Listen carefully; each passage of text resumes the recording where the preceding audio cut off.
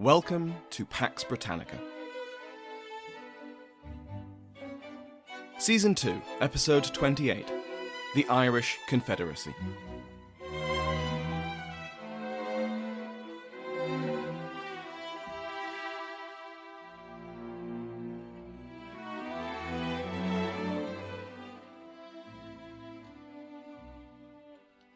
Welcome back to Pax Britannica.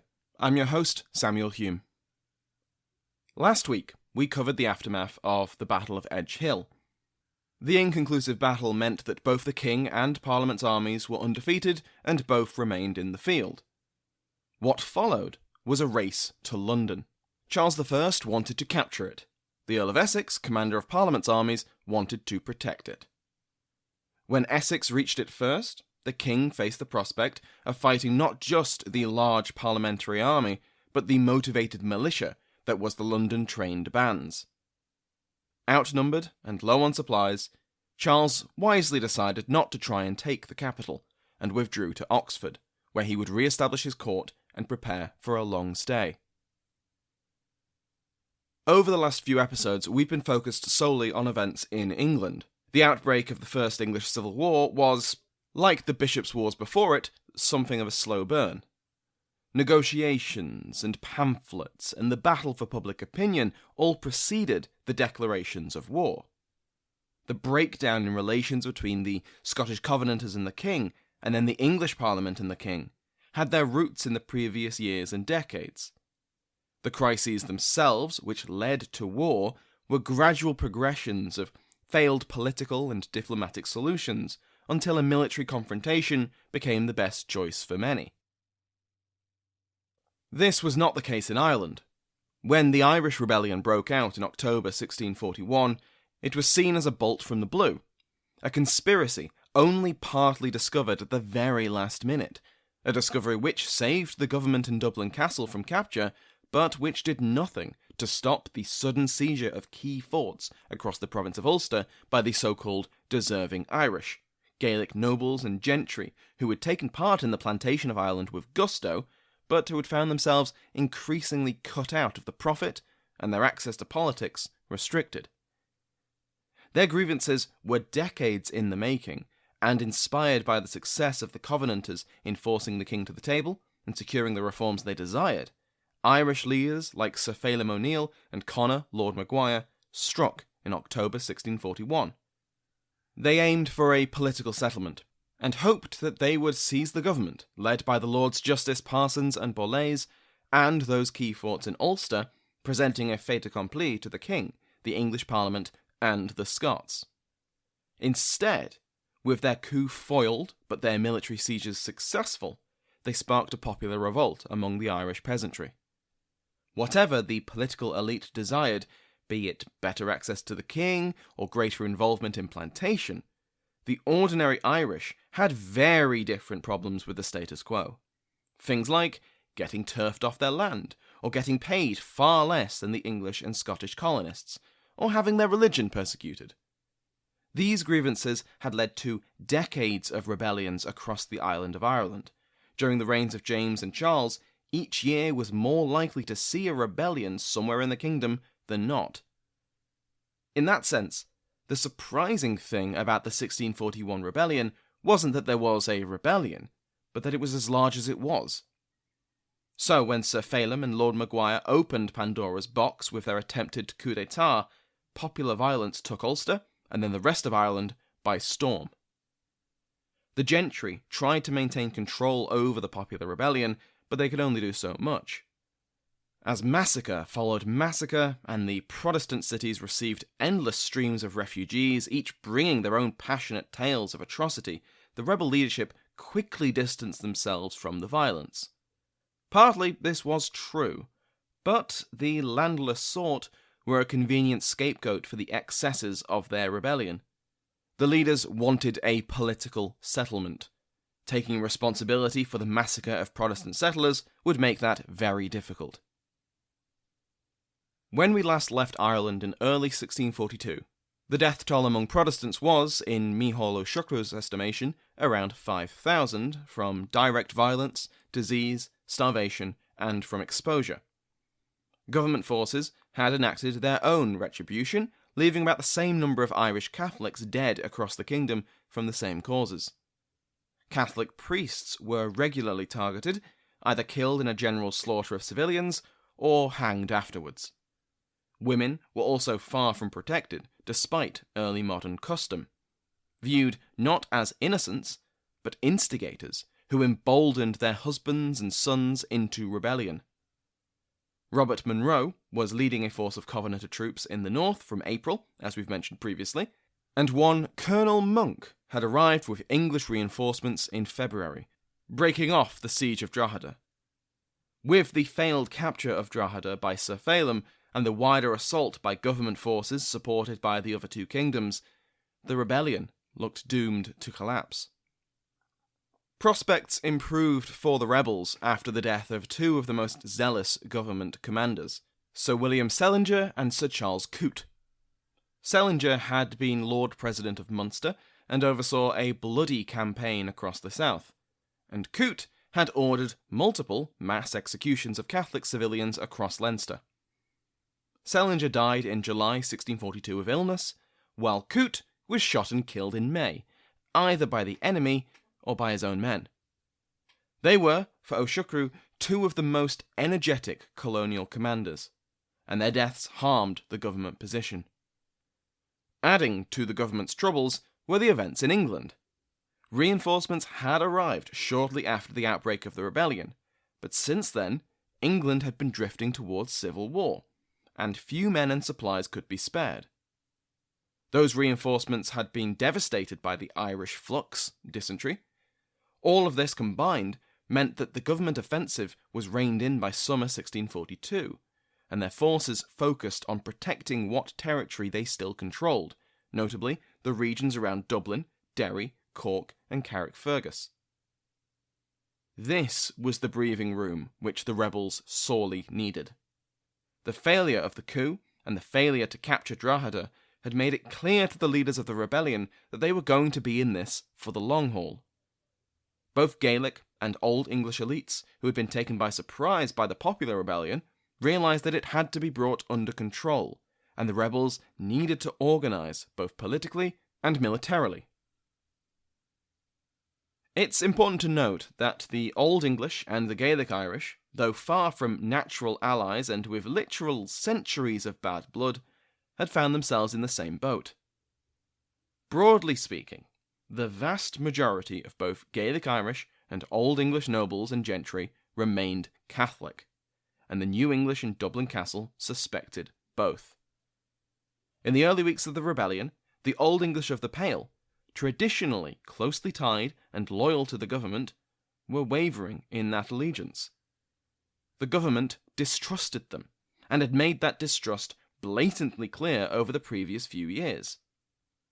The cherry on top was the government's refusal to allow the Old English to arm themselves, not just for self-defence, but to aid government forces against the rebels. Old English offers to help negotiate a peace with the rebels through Parliament were rebuffed by the government, who then prorogued that Parliament on the 17th of November. That was itself the cherry on top of the farce of the Graces, the reforms which had come so close to providing something resembling equality before the law for Catholic Irish. The outrages of government forces against Catholics only fed Old English fears that the New English were using the rebellion as an excuse to deal with them once and for all. Elsewhere in the kingdom, Catholic notables began to arm themselves and their dependents to defend against both the lawlessness of the rebels and the feared government slaughter. As John Cunningham, in his chapter of the Cambridge History of Ireland, puts it, cut off from the king and unwanted in Dublin, many influential Catholics now began to consider an accommodation with the advancing northern rebels. This accommodation would come on the 7th of December, and at a meeting between the Pale Lords and the rebels, a loose alliance had been struck, and throughout the early months of 1642, this developed into a new provisional government. The idea that something needed to be done to govern the rebel-held territory was an obvious one to many contemporaries, even those who hadn't yet publicly thrown in their lot with the rebels. The Earl of Clanricarde, Ulick Burke, was one such fence-sitter. Clanricarde wanted peace, and repeatedly attempted to broker one between the rebels, the Dublin government, and the king. Clanricarde was sympathetic to the cause of the rebels.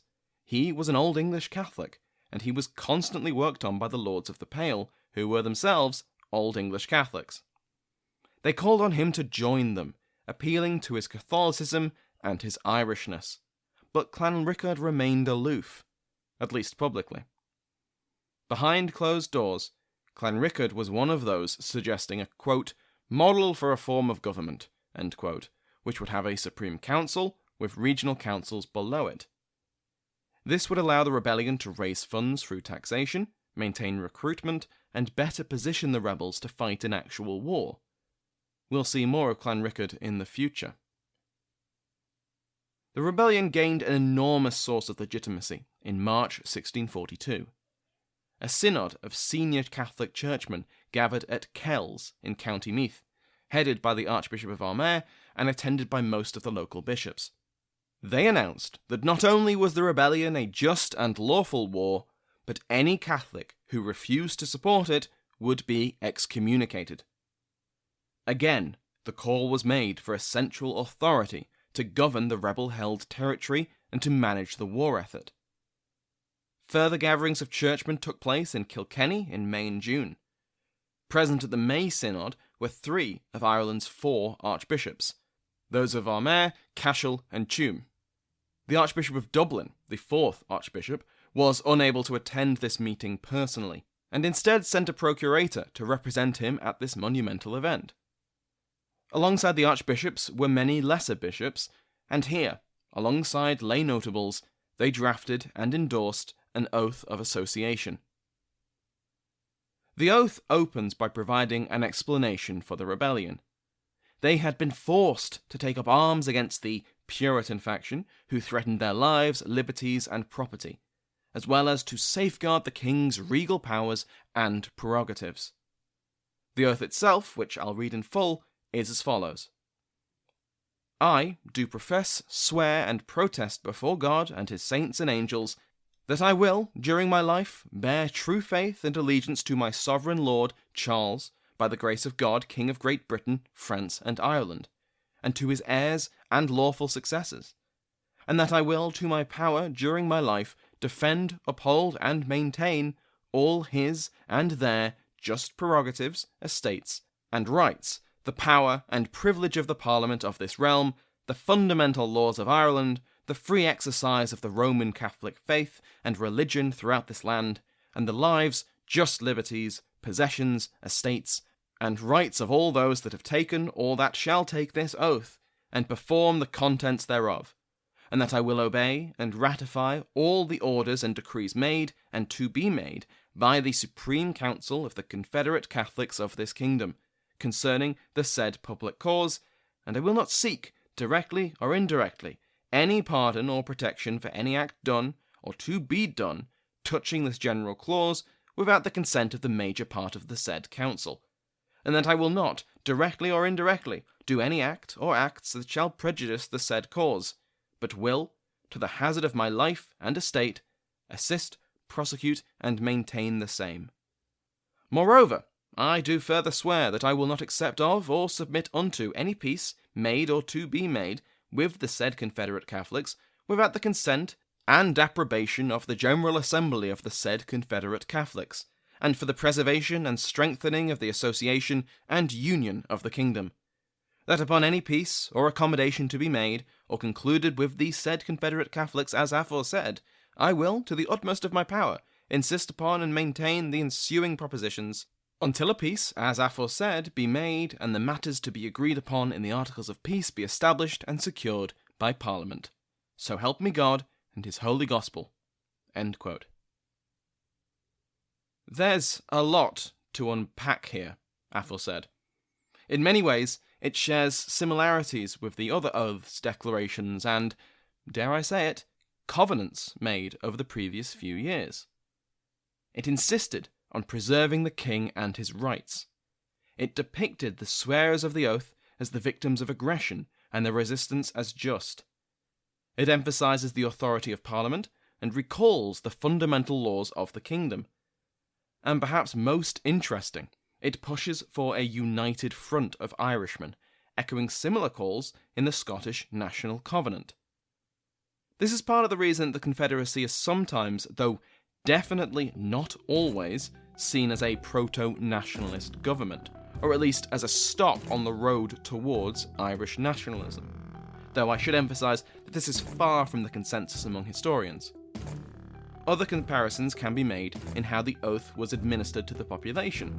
Much like in Scotland, the Church took the lead, with priests leading their congregations in swearing allegiance to the King, to the Kingdom of Ireland, and to the Catholic Church. That was, in essence, the motto of the Confederacy: Irishmen united for God, King, and country, though obviously it was in Latin. So, what was the reaction to this new rebel alliance? In many ways, it was much the same. From the earliest declarations from the rebels, they'd claimed loyalty to the king. These claims of allegiance had been soundly rebuffed by Charles, who, among other things, was desperate not to be seen by his British subjects as being behind a Catholic rebellion. In February, the king called on the rebels to surrender, though he changed his tune in time. This had been a major blow to the morale of the rebels, who had insisted on their loyalty to the king in nearly every public and private declaration of their motives. After this demand to surrender, some notable palesmen showed the depths of their loyalty by following this command and handing themselves over to the Lords Justices. When they were roughly treated with imprisonment and in some cases torture, that forestalled any more mass surrenders. Amnesty was clearly not on offer. In March, the English Parliament passed the Adventurers Act, which declared the future confiscation of 2.5 million acres of Irish Catholic land once the rebellion was crushed, with investors paying in advance for this land the money to be spent on crushing the rebellion.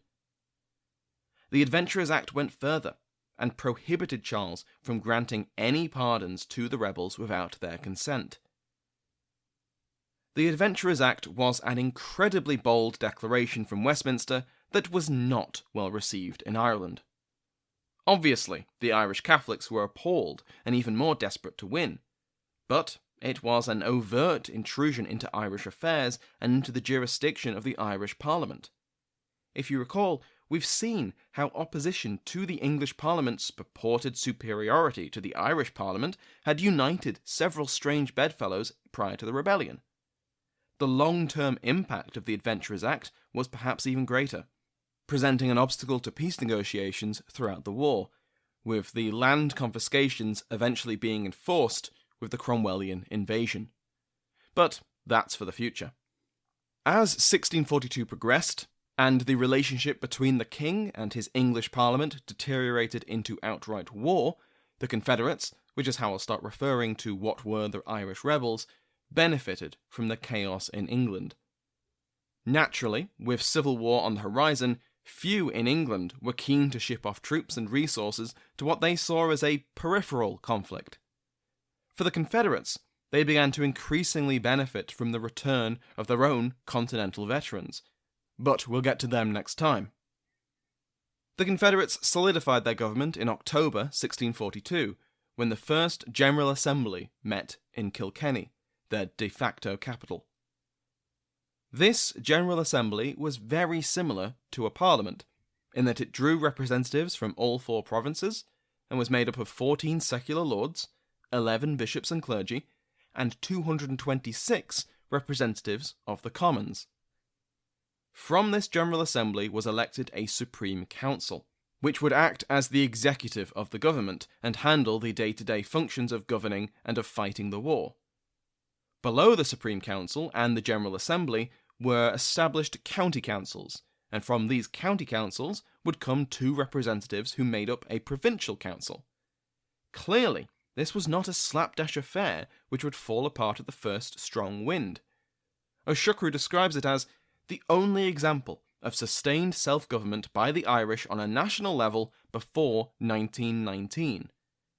and despite its issues, which we will cover in the future, the Confederate government lasted for almost a decade. It strikes me, as I'm writing this, that the Confederacy gets a similar short thrift to the Covenanter government, and for similar reasons. Both were born out of civil strife and rebellion. Both attempted to govern their kingdoms on a national level. And both were crushed by Cromwell. This final defeat and subsumation within the Commonwealth has often been used to discredit any successes of their respective rules. After all, they lost. But, as we've seen with the Scottish Revolution interview series, the legacy of that revolution did not die at Dunbar or Worcester, and many of its ideas, innovations, and successes lived on. Perhaps we will see a similar case with the Confederacy. Or perhaps not. Ireland's experience of Cromwell's victory would be very different to Scotland's. From the outset, the Confederacy attempted to preserve harmony within their ranks, and this was not a simple task. Remember that the native Gaelic Irish and the Old English, despite centuries of intermarriage, and despite now sharing a religion under Fred, had a strained working relationship grounded in just as many centuries of warring, feuding, and the exchange of angry letters. But this was a national cause, or at least the Confederacy tried to make it so. At a meeting between the rebels and the Old English lords of the Pale in December 1641, cheers and applause followed the statement that they were all part of, quote, the same religion and the same nation, end quote. Almost a year later, at the first gathering of the General Assembly, it declared that no prejudice or discrimination be shown between, quote, Old Irish and Old and New English, or between septs or families, or between citizens and townsmen and countrymen joining in union upon pain of the highest punishment, end quote. The founding Confederates were all Catholic, united for mutual defence, but their stated aims included the desire for the king to treat all his Irish subjects equally, whatever their faith and whatever their ethnicity. And while this was an explicitly Catholic confederacy, Protestants were not excluded. The Confederates were aware that any negotiated settlement would have to include Anglicans and Presbyterians, and more than one Protestant fought for the Confederates. This inclusive language wasn't short-lived.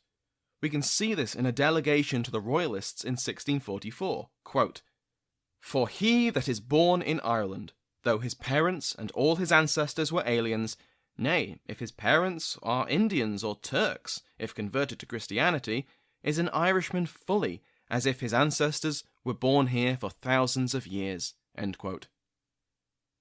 Of course, this rhetoric came from a faction desperate for support from a multi-ethnic, multi-faith kingdom, and it's an open question how well implemented these attitudes actually were on the ground.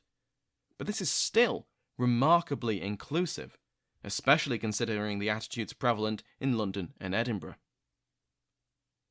Next time, we will cover the military aspect of the Confederacy, as the rebellion turned war called back those Irish mercenaries who had cut their teeth in the 30 Years' War. Chief among them was a colonel recently in Spanish service, known to the Spaniards as Don Eugenio O'Neill, who had last seen his native island in 1607. To his countrymen, he was Owen Roe O'Neill, cousin to Sir Phelim O'Neill, and nephew to the great Earl himself, Hugh O'Neill. Thanks to my House of Lords, where David Metcalfe has been promoted from Viscount Darlington to the Earl of Darlington. If you'd like to join the ranks of the House of Lords and receive an ad-free version of this and every other episode, go to patreon.com/Pax Britannica. Thank you to everyone who's recommended the podcast to a friend, since this is the best way, the single best way to help a podcast grow. Thank you as well to everyone who's left a review. These help convince people who have found the podcast to give it a try. Thank you to Sounds Like an Earful for the interval music used in today's episode, to my entire House of Lords for their support, and as always, to you for listening.